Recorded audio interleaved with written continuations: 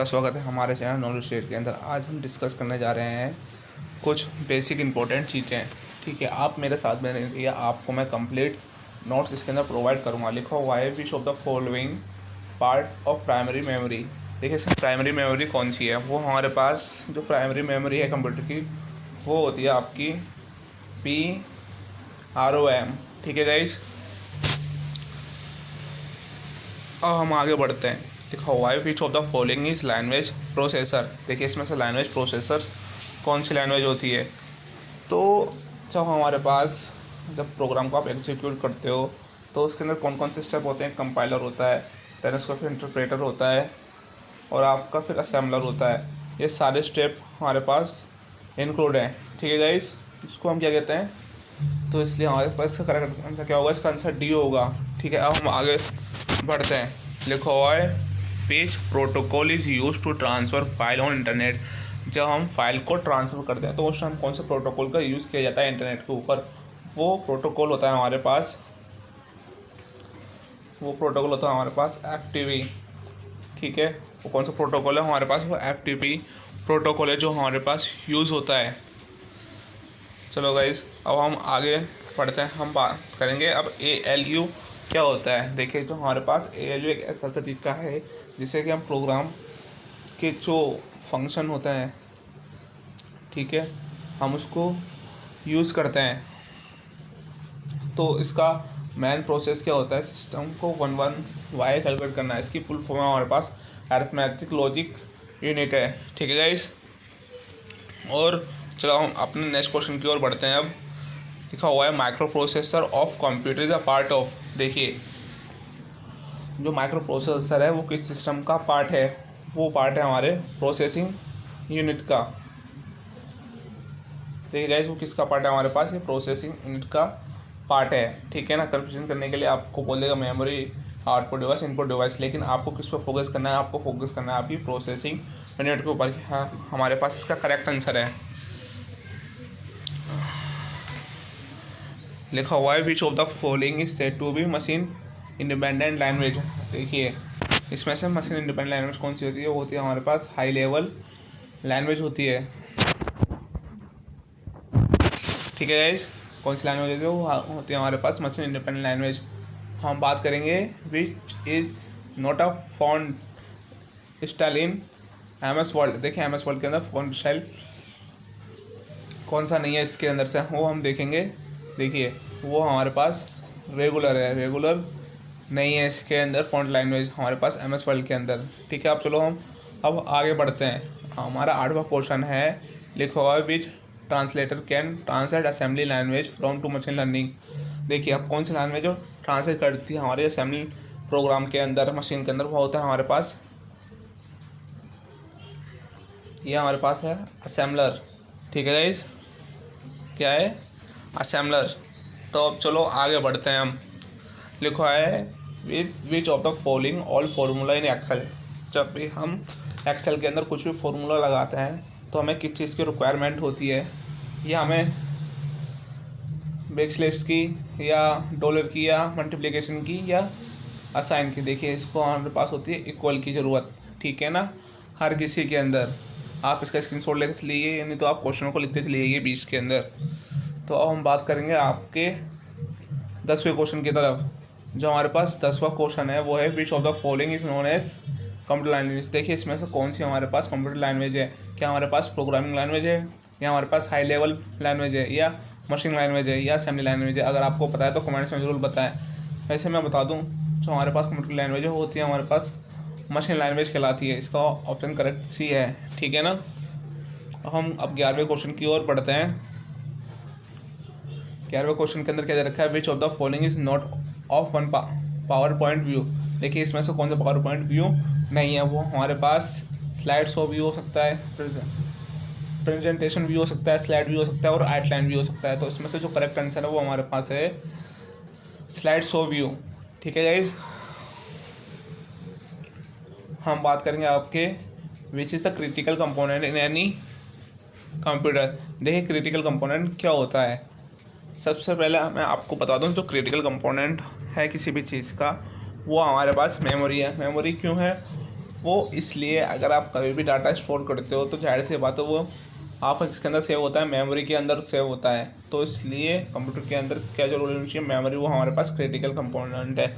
ठीक है, हम पढ़ते हैं आपके नेक्स्ट क्वेश्चन की तरफ। लिखा हुआ है 13, in the evaluation of a computer language all of the following character should be consider except. देखिए हमारे पास कंप्यूटर का इवैल्यूएशन है, किस कैरेक्टर को एक्सेप्ट करता है, वो होता है हमारे पास हार्डवेयर मेंटेनेंस कॉस्ट। किसको ध्यान रखते हो, हार्डवेयर मेंटेनेंस कॉस्ट को।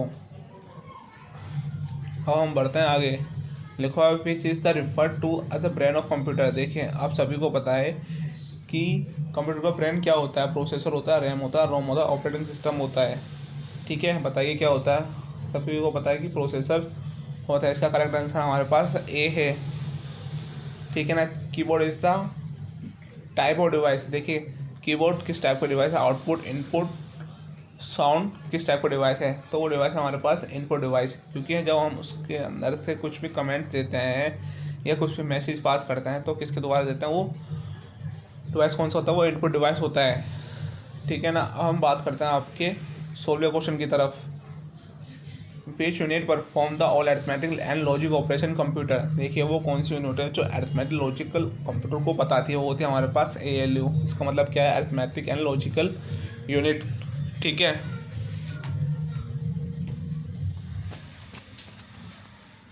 हम बात करेंगे आपके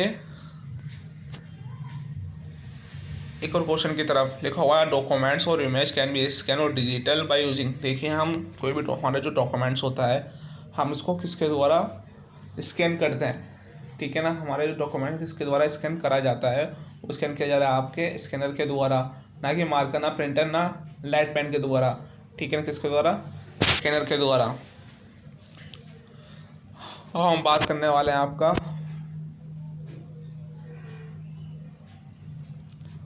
लिखो which standard is use to convert key store corresponding bytes. वो किसके अंदर करा जाता है, वो कौन सा तरीका है, वो हमारे पास ANSI सेकंड है। ठीक है गाइज। और देखिए जो HTML होती है वो किसके लिए वो किसके लिए यूज़ होती है, वो जो हमारे पास HTML है वो यूज़ होती है हमारे पास हाइपर टेक्स्ट मेकअप के लिए। ठीक है गाइज। किसके लिए यूज़ होती है, हाइपर टेक्स्ट मार्कअप लैंग्वेज के लिए यूज़ होती है जो हमारे पास HTML है।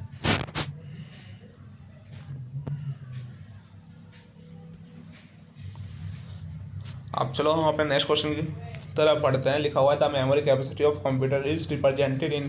देखिए जो हमारी मेमोरी की कैपेसिटी होती है किसके अंदर रिप्रेजेंट करती है, वो रिप्रेजेंट करती है आपके, देखते हैं, किलोबाइट्स के अंदर। किलोबाइट्स के अंदर मेमोरी चिप के अंदर है, नॉन एवो। तो इसमें से कौन सा करेक्ट आंसर है, तो इसको हम देखेंगे। जो हमारे पास करेक्ट आंसर है वो है हमारे पास किलोबाइट। देखिए आपको स्पेलिंग का भी बिल्कुल ध्यान रखना है। देखिए इसमें भी किलो बाइट्स हो रहा है, देखिए इसके अंदर पाई मिसिंग है, नहीं तो ये भी करेक्ट हो जाता है। ठीक है ना। तो इन सब चीज़ को आपको बड़ी क्लैरिटी के साथ देखना है। वहाँ छोटे छोटे मिस्टेक आपकी बहुत बड़ी मिस्टेक साबित हो सकती है, तो आपको स्पेलिंग का भी एक बार फोकस मार देना है। ठीक है ना। Kilo bytes. हम बात करेंगे आपके ऑपरेटिंग सिस्टम इंस्टॉल ऑन।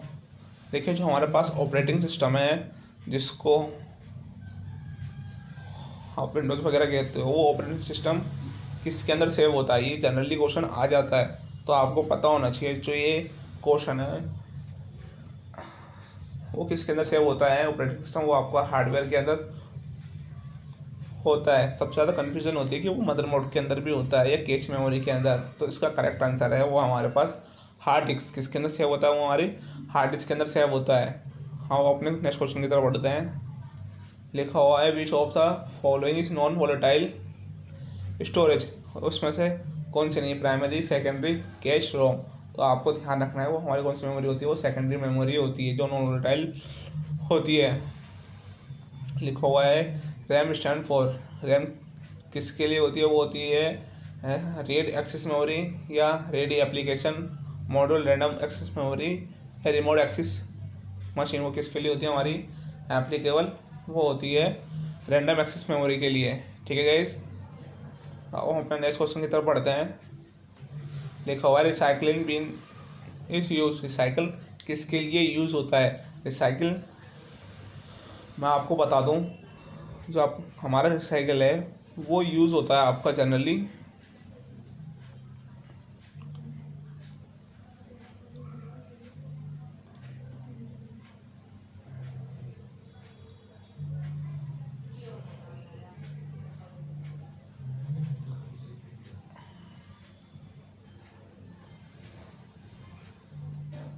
देखिए, जो आपका रिसाइकिल है किसके लिए यूज़ होता है, वो आपके जो रिस्टोर होता है उसको लिड को फाइल करने के लिए, ठीक है ना। मतलब जो आपका जो लिड फाइल होगी उसको रिस्टोर करने के लिए यूज़ होता है इसका, ठीक है।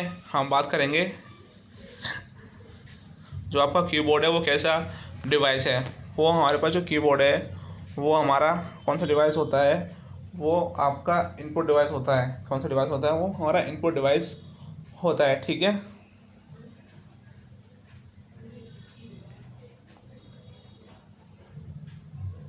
ठीक है, वो कौन सा डिवाइस होता है हमारे पास, वो इनपुट डिवाइस होता है। हम बात करेंगे अपने 26 क्वेश्चन की ओर।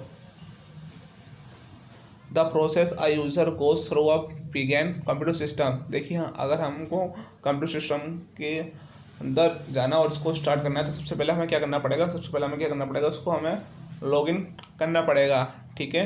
अगर हम उसको लॉगिन नहीं करेंगे तो वो ऑन कैसे होगा।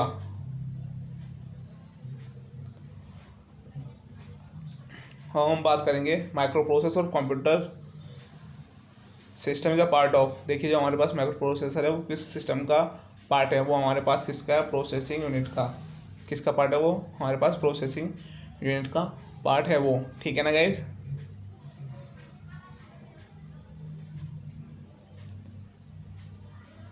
Which among the following is not necessary for working stand along computer. देखिए, वो कौन सी चीज़ है जो इनके साथ स्टैंड नहीं करते, ठीक है ना। वो है हमारे पास लैन कार्ड, ठीक है। कौन सा हमारे पास, वो लैन कार्ड है जो इसके साथ स्टैंड अलोंग नहीं करता कंप्यूटर के साथ। अब हम बात करेंगे the ALU of computer respond to commands coming from. वो किसके लिए होती है, होती है हमारे पास प्राइमरी मेमोरी के लिए होती है, ठीक है ना। Control section, external memory, cache memory, ठीक है गाइस। हम बात करेंगे व्हाट इज एल्गोरिदम।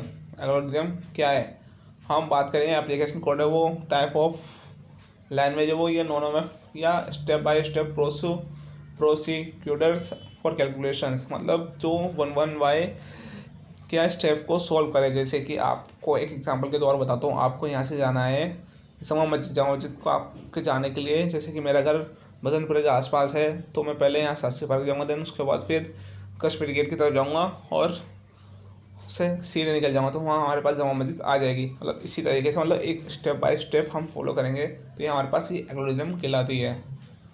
तो इसका आंसर करेक्ट हमारे पास डी है, ठीक है।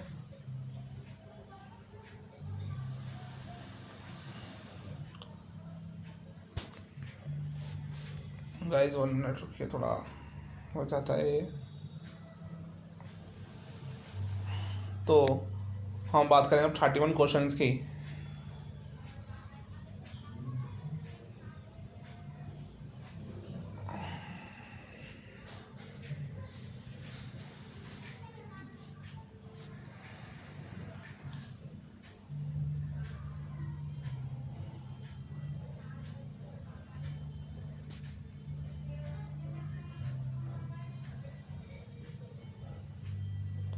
ठीक है, हम बात करेंगे आप 31 क्वेश्चन की।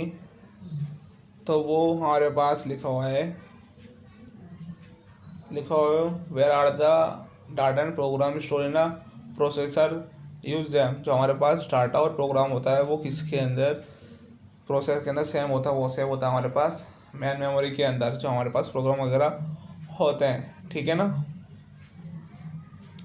चलो हम अपने नेक्स्ट क्वेश्चन की ओर बढ़ते हैं। ये लिखा हुआ है EEPROM किसके लिए और इसकी फुल फॉर्म भी क्या है, ठीक है ना। हमारे पास है इसकी full form electrically erasable programmer read only memory, easily erasable programmer read only memory, electrically erasable programmer read only memory. तो इसका करेक्ट आंसर क्या है हमारे पास, ये है electrically erasable programmable read only memory. ठीक है गाइस, अब हम आपके 33 क्वेश्चन की तरफ बढ़ेंगे। To learn computer without going to the classroom. देखिए, आप बिना क्लासरूम में जाए हुए आप कैसे लर्न कर सकते हो, तो वो आपको प्लेटफॉर्म है हमारे पास, ई लर्निंग प्लेटफॉर्म। कौन सा प्लेटफॉर्म है वो? ई लर्निंग प्लेटफॉर्म है, जहाँ से आप बिना क्लास में जाए हुए आप सीख सकते हो। आप 34 क्वेश्चन ये कहता है कि software required to run the hardware is known as. देखिए, जो आपका सॉफ्टवेयर है रिक्वायर्ड होता है किसके लिए, जो हमारे पास जो सॉफ्टवेयर किसके लिए रिक्वायरमेंट है, मतलब क्या चीज़ होनी चाहिए आपके कंप्यूटर के अंदर, तो वो होना चाहिए आपका डिवाइस ड्राइवर। क्या होना चाहिए? आपका डिवाइस ड्राइवर और होना कंपलसरी है। ठीक है ना गाइस, आपका क्या होना चाहिए? डिवाइस ड्राइवर होना कंपलसरी है आपका। ठीक है, अब हम बात करते हैं, जब आप ईमेल एड्रेस लिखते हो तो उस दौरान आपको किसी चीज़ का ध्यान रखना चाहिए। आपका देखिए कैश सेंसिटिव तो होनी चाहिए, शायद सी बात है, कैश सेंसिटिव होगा तो और अच्छी बात ही रहेगी। ठीक है ना, तो आपको इस तरीके के फॉर्मेट में होना ज़रूरी है। मैं आपको पहले ही बता दूं कि इसके अंदर @website.info इस तरीके से हम ईमेल एड्रेस को लिखा करते हैं। ठीक है, ये बेसिक सा क्वेश्चन जो आ रखे हैं। हम बात करेंगे which software is use to operate the computer hardware to provide platform running application software. देखिए, वो कौन सा सॉफ्टवेयर है जो यूज़ होता है कंप्यूटर को ऑपरेट करने के लिए, उसके हार्डवेयर को प्रोवाइड करता है एप्लीकेशन सॉफ्टवेयर को, तो वो हमारा जनरली कौन सा होता है? वो ऑपरेटिंग सिस्टम होता है। देखिए, वाकई में इसलिए डिस्कस नहीं कर रहा क्योंकि हम पॉइंट टू पॉइंट चलते हैं जिससे कि हमें याद रहे। ठीक, कल पेपर है इसलिए आज इसको करना ज़रूरी है। ठीक है, ये कुछ बेसिक क्वेश्चन हैं जो हम कर सकते हैं। इसको लिखा हुआ है, what will be the meaning of 1 kilobyte memory. हमारे पास 1 KB मेमोरी का क्या मतलब होता है? इसका मतलब होता है कि इसके अंदर कितनी स्टोरेज, 1 किलोबाइट मेमोरी स्टोर है। इसका करेक्ट आंसर हमारे पास बी है। ठीक है, अब हम आगे बढ़ेंगे। लिखो which of the following are specific to user need. तो देखिए, इसमें से कौन सा सॉफ्टवेयर यूज होता है? वो होता है हमारे पास एप्लीकेशन सॉफ्टवेयर। अगर एप्लीकेशन सॉफ्टवेयर नहीं होगा तो हम सॉफ्टवेयर को कैसे यूज़ कर पाएंगे? ऐसे समझिए जैसे कि आप जो फ़ोन चलाते हो तो आपको उसमें व्हाट्सएप की रिक्वायरमेंट होती है, तो वो हमारे पास क्या है, वो एक एप्लीकेशन सॉफ्टवेयर है। देन जैसे कि आप अपना फ़ोन लिया, उसके अंदर आपको कॉलिंग करने के लिए आपको एक ऐप ही नहीं दे रखा, ठीक है ना, आपको सॉफ्टवेयर नहीं दे रखा, तो आप बात कैसे करोगे? तो ये हमारे पास सबसे पहले क्या जरूरत है, उसके अंदर एप्लीकेशन सॉफ्टवेयर रिक्वायरमेंट होती है। ठीक है, तो what is a computer virus. Computer virus क्या होता है?